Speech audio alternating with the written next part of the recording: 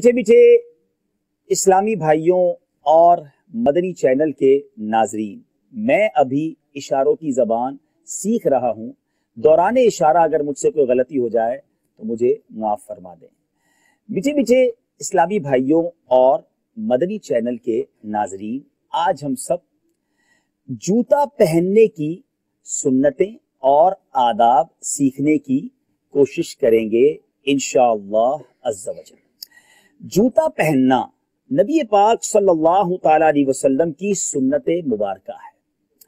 जूता को पहनने से कंकर और कांटा वगैरह चुभने से पांव की हिफाजत रहती है।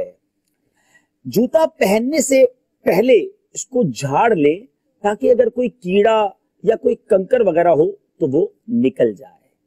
नबी पाक सल्लल्लाहु ताला अलैहि वसल्लम का फरमान है जिसका मफहूम है कि पहले सीधे पैर का जूता पहनना है, फिर उल्टे पैर का जूता वो पहने, और जब उतारना हो तो पहले उल्टे पैर का जूता उतारेंगे और फिर सीधे पैर का जूता ये उतारेंगे।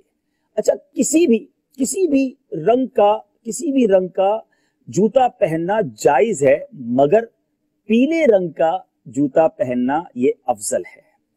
सरकार दो आलम सल्लल्लाहु ताला अलैहि वसल्लम ने इरशाद फरमाया जिसका मफहूम है कि जब भी तुम बैठो तो पहले जूते उतार लिया करो, इससे राहत होती है, आसानी होती है। अच्छा, अब ये आज मैंने कुछ नए इशारे सीखे हैं। मौला हजरत अली रदी अल्लाह ताला अन्हो जो है, उनका फरमान है कि जो कोई पीले रंग के जूते पहनेगा उसकी फिक्रों में कमी होगी, उसकी फिक्रें कम हो जाएंगी। अच्छा, जूता जो है अगर उल्टा पड़ा हुआ है तो उसको सीधा कर दें, वरना तंग दस्ती हो जाएगी, रिस्क में तंगी हो सकती है।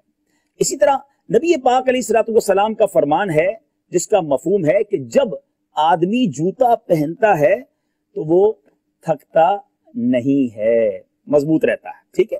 अच्छा, पैर में जूता ना हो, नंगे पैर अगर कोई है तो ये सुन्नत के खिलाफ है। अच्छा, इसी तरह मस्जिद में जब जूता रखना हो तो उससे पहले उसको झाड़ लीजिए कि ये मस्जिद के आदाब में से है। अच्छा, मस्जिद से जब निकलना हो, अब जरा गौर से सुनिएगा, मस्जिद से जब निकलना हो, बाहर आना हो, तो तरीका ये होगा कि पहले अपना उल्टा पैर ये बाहर निकालेंगे, पहले दोनों जो जूते हैं उसको रख देंगे, और फिर पहले उल्टा पैर बाहर निकालेंगे और जूते के ऊपर रख देंगे, फिर सीधा पैर बाहर निकालेंगे और वो उसको जूता पहन लेंगे। उसके बाद जो उल्टा पैर है उसमें जूता पहन लेंगे। समझ गए आप? माशाअल्लाह। चलें अब दुआ कर लेते हैं। या अल्लाह अज़्ज़ा वजल हम सबको सुन्नत के मुताबिक जूता पहनने की तौफीक अता फरमा। आमीन बिजाहिन नबिय्यिल अमीन।